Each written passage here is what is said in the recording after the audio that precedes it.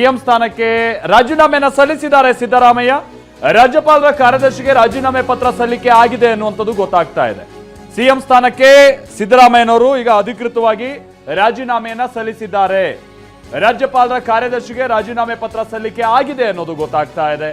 ಈ ಮುಖೇನವಾಗಿ ರಾಜ್ಯ ಕಂಡ ಓರ್ವ ಸುದೀರ್ಘ ಮುಖ್ಯಮಂತ್ರಿ, ನಾನು ಆಗ್ತಾನೆ ಹೇಳಿದಾಗೆ ಇವತ್ತು 28ನೇ ತಾರೀಕು, ಇವತ್ತಿನದ್ದು ಲೆಕ್ಕ ಹಾಕಿದ್ರೆ 2902 ದಿನಗಳು ರಾಜ್ಯಭಾರ ಮಾಡಿರೋದು ಮುಖ್ಯಮಂತ್ರಿಯಾಗಿ. ಮೊದಲ ಸ್ಥಾನದಲ್ಲಿ ನಿಲ್ಲುವಂತವರು ಸಿದ್ದರಾಮಯ್ಯನವರು. ದೇವರಾಜ ಅರಸು 2792 ದಿನಗಳು, ಸಿದ್ದರಾಮಯ್ಯನವರು 2902 ದಿನಗಳು. ಅಂತ ಸುದೀರ್ಘ ಆಡಳಿತದ ಅನುಭವ ಹೊಂದಿದ್ದಂತ ಸಿದ್ದರಾಮಯ್ಯನವರು ಇವತ್ತು ಅಧಿಕೃತವಾಗಿ ಪಟ್ಟದಿಂದ ಕೆಳಗಿಳಿತಾ ಇದ್ದಾರೆ.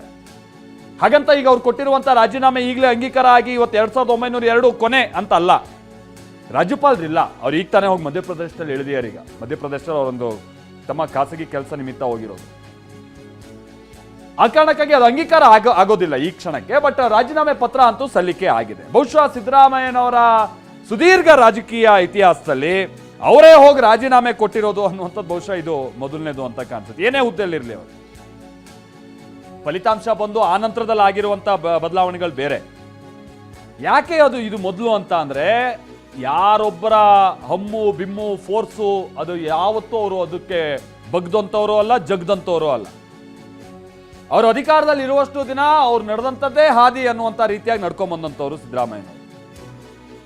ಅದು ಎಲ್ಲೋ ಕನ್ನಡ ಕಾವಲು ಪಡೆಗೆ ಸಂಬಂಧಪಟ್ಟ ಹಾಗಿನ ಅಧ್ಯಕ್ಷ ಸ್ಥಾನದಿಂದ ಹಿಡಿದು ಆ ಸಮಿತಿಗೆ ಸಂಬಂಧಪಟ್ಟ ಹಾಗಿನ ಅಧ್ಯಕ್ಷ ಸ್ಥಾನದಿಂದ ಹಿಡಿದು ಈ ಕ್ಷಣದ ತನಕನೂ ಕೂಡ ನಾವು ನೋಡೋದಾದ್ರೆ ಅವರ ಮನಸ್ಸಿನ ಮಾತು, ಆಮೇಲೆ ಅವರು ಏನೇ ಒಂದು ಸ್ಥಾನಮಾನದಲ್ಲಿ ಇದ್ರೂ ಕೂಡ ಆ ಡಿಪೆಂಡೆನ್ಸಿ ಕ್ರಿಯೇಟ್ ಮಾಡ್ತಾ ಇದ್ರು. ಇವರಿಲ್ಲ ಅಂದ್ರೆ ಆಗಲ್ಲಪ್ಪ ಅನ್ನುವಂಥ ರೀತಿಯಾಗಿ. ಯಾಕಂದ್ರೆ ಅವರ ರಾಜಕೀಯ ಚಾಕಚಕ್ಯತೆ ಹಾಗಿತ್ತು, ಅವರ ಅಧ್ಯಯನ ಹಾಗಿತ್ತು, ಅದಕ್ಕೆ ಸಂಬಂಧಪಟ್ಟ ಹಾಗೆ ಅವರ ಪ್ರಿಪರೇಷನ್ಸ್ಗಳು ಹಾಗಿರ್ತಾ ಇತ್ತು. ಆ ಕಾರಣಕ್ಕಾಗಿನೇ ಸುದೀರ್ಘವಾಗಿ ಆಮೇಲೆ ಅವ್ರ ರಾಜಕೀಯ ಬದ್ಧತೆ ಎಲ್ಲೂ ಕೂಡ ಬದಲಾಗಿರ್ಲಿಲ್ಲ.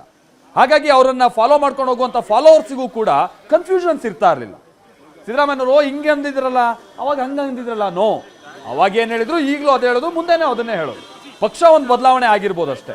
ಬಟ್ ಅವ್ರ ಹಿಂದೆ ಇದ್ದಂಥ ಪಕ್ಷವು ಕೂಡ ನಂತರದ ಹಂತದಲ್ಲಿ ಅವ್ರು ಸೈದ್ಧಾಂತಿಕವಾಗಿ ಒಗ್ಗುವಂಥ ಪಕ್ಷಕ್ಕೆ ಅವ್ರು ಬಂದು ಅದೇ ರೀತಿಯಾದ ರಾಜಕೀಯ ಮಾಡ್ಕೊಂಡ್ ಬಂದಂಥದ್ದು. ಸೊ ಇದು ಸಿದ್ದರಾಮಯ್ಯನವರ ರಾಜಕೀಯ ಹಾದಿ, ಅದರ ಹೆಗ್ಗಳಿಕೆ. ಸೊ ಆ ಒಂದು ಸುದೀರ್ಘವಾದಂಥ ರಾಜಕೀಯ ಹಾದಿ ಇವತ್ತು ಅಂತ್ಯ ಆಗ್ತಾ ಇದೆ. ಬಟ್ ಇದು ಚುನಾವಣಾ ರಾಜಕೀಯಕ್ಕೆ ಮಾತ್ರ ಸೀಮಿತ ಆಗ್ಬೋದು ಅಂತ ಕಾಣಿಸುತ್ತೆ. ಅವ್ರೀಗ ಮುಂದೆ ಚುನಾವಣೆ ನಿಲ್ಲಲ್ಲ, ಮತ್ತೊಂದು ಗೊತ್ತಿಲ್ಲ ಏನಾಗುತ್ತೆ ಅಂತ.